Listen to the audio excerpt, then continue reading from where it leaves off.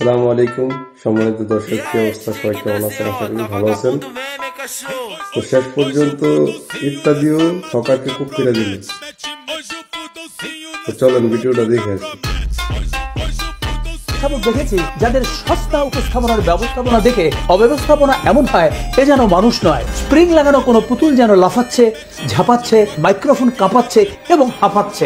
এবারে তেমনই একজন লম্ফ ঝম্প চিৎকার সর্বস্ব উপস্থাপকের সাক্ষাৎকার।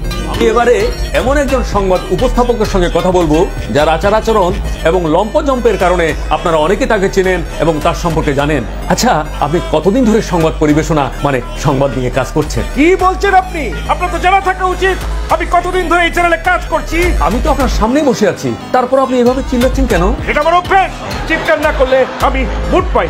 ও, তার মানে এটা জেনেটিক প্রবলেম, বংশগত।